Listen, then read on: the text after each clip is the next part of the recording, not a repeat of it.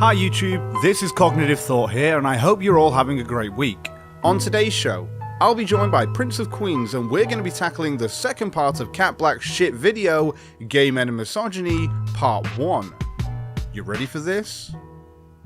Play the video. Gay men are still men, and historically, being a man in America has come with many privileges. Privileges that don't exactly go away once you've partnered with another man. Yes, and there are also several disadvantages that come along with being any man. Too many to list, really, but in regards to being a gay man especially, we are several times as likely to suffer from a violent hate crime than cisgender lesbians, which is one of the dirty secrets of social justice land that I had to dig up personally when I first began criticizing feminism. Gay men in the USA compose well over 60% of all hate crimes based on gender or sexuality. But good luck finding a feminist who is aware of that and admits it. Many women who experience misogyny at the hands of gay men don't speak up because of how swiftly they're silenced. Or is it that they don't speak up because the majority don't experience it? You act as if gay men are literally holding women verbally hostage, which makes no actual sense in reality. Actually, I'd bet you're the type to hold your friends verbally hostage by policing their tones with terms like mansplaining, whitesplaining, or even cisplaining, depending on what oppression card you need to play during that conversation. Which is why I don't hang out with people like you anymore, cat. I've heard several stories from women who were groped by gay men while at drag bars, gay functions, school environments, and even the workplace. Oh, I do love me a good story. Yeah, I've got a story about the time you raped me. Oh, really? I don't remember that. Similar to how I don't remember any gay men sexually assaulting women when I was around. Well, it happened yesterday, Prince. You said I couldn't say no. Because of the implication. Yesterday as in the upload date? Or the date that we recorded the video? Shit. Okay. Fuck it. I can't keep lying. Nothing happened. Let's move on. While discussing this video, I had an overwhelming amount of women and DFAB people on social media approach me and tell me about the numerous times that they were groped or sexually assaulted by gay men. So, your research is your fan mail. Because that's never gone wrong before. I love me some chicks with dicks. You what? Love me some chicks with dicks. You love you some what? Chicks with dicks. You love you some chicks with what? Dicks.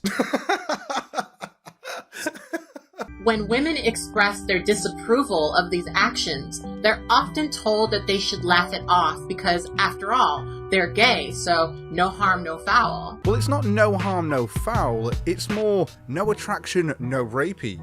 I don't know. I have a feeling that rapey doesn't actually mean rapey to Kat. Yeah, I think you're right. I bet she thinks verbal threats of rape are attempted rape. A man groping a woman is still a man groping a woman. Whether or not there is sexual intent behind it is irrelevant. Actually, I think you'll find that's the most relevant part. You see, personal space is something we all have, and it can be breached by anyone we deem not welcome within our personal space. The difference is, you slap the word misogyny on because, you know, toxic masculinity obviously, and now you've created a narrative that's going to be laughed at because gay men aren't trying to oppress women like some sort of rainbow Illuminati. You sound mental, Cat. You're also taking your fan mail at its word and exaggerating the rumored violation of occasional touching, often between friends, and conflating that to actual groping. I challenge you to ask any one of these fans if they've been groped by a stranger on public transportation or anything similar, and see if they don't feel that that was a lot worse than whatever the gay guy supposedly did. If we even believe it happened at all. Listen and believe. Anecdotal evidence. Listen and believe. Like I said, I know that this does not describe all gay men. Warning! Damage control! Warning! Damage control! Of course you're gonna say that it's not all. Because every gay man watching this knows that the majority of gay men haven't groped a woman sexually in any way ever. I have many gay followers who have messaged me telling me how my videos have helped them see certain things that they didn't see before. And that's really the intention behind this video. Are you sure that it's not to contribute to the overwhelming, relentless rape culture hysteria being peddled by the fourth wave intersectional feminist regressive media, which basically attempted to terrify gullible young women into voting for feminist politicians? Or they'll get grabbed by the pussy. Grab him by the pussy. When discussing this topic on Tumblr, a lot of gay men accused me of homophobia. It's not just Tumblr. Yep. And you can add me to that list. This is full-blown homophobia. Not just being anti-gay. You are perpetuating the stereotype and fear that gay men are perverts and sexual predators. Homophobia, the fear of homosexuals. Your video is literally trying to perpetuate a fear of misogyny within the gay community from gay men. Come on, Kat, this is basic. I mean, you make videos for crying out loud, you record this shit. Do you ever just watch it back and be like, holy shit, I always contradict myself? 'Cause I know I fucking would if I were you. I am always going to be a huge supporter of gay rights, and I'm always going to fight against homophobia. You fight homophobia? With what? Rebranded homophobia? Kat, I really don't think language policing Azealia Banks makes up for the fact that you perpetuated a false narrative about gay men being lecherous and frequently committing crimes against women. True T homophobia. But I think that people need to understand that many women and DFAB people experience this misogyny in the context of supporting gay men and socializing with them. That's just fucking word salad, Kat. Women experience misogyny in the context of supporting gay men and socializing with them? That's like saying you're being oppressed when you give to charity, which is your freedom of choice. You don't have to choose to have gay friends, Kat. It's a choice. Like I said, gay misogyny is specifically dangerous because it goes unchecked.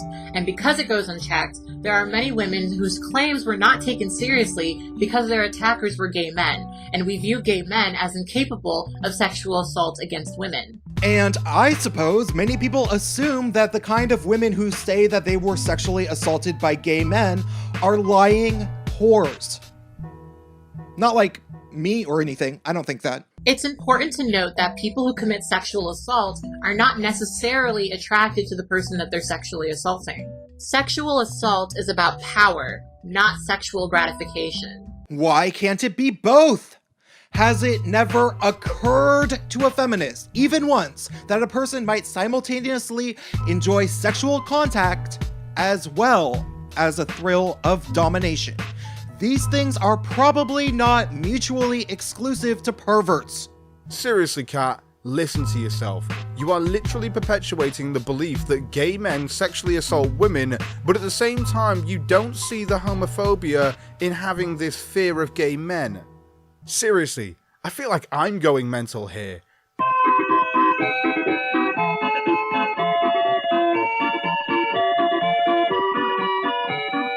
Yes, everyone is capable of misogyny, and by no means am I trying to say that gay men are the only people who are misogynistic.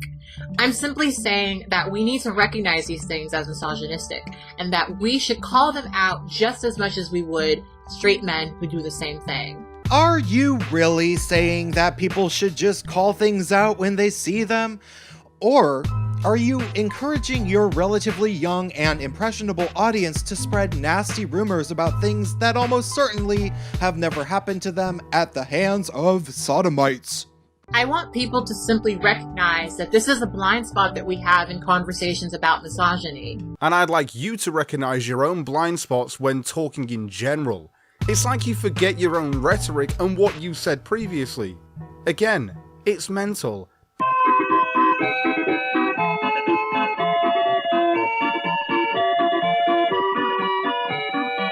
And my request to gay men is that you call it out when you see it. A woman should never be told to just laugh it off or to just get over it after she's been sexually assaulted. Oh yeah? What if she's obviously lying? Like a number of your fans probably are. So we just take the word of women based on the fact they are women? Nothing else factors in? These women could be pathological liars, but hey, this isn't about remaining objective, obviously. Unfortunately, that's what's been said to many of the women that have reached out to me through the making of this video. We need to denormalize misogyny in all contexts. Misogyny isn't normalized, for fuck's sake, Kat. But hey, it's not like you're living in reality, is it?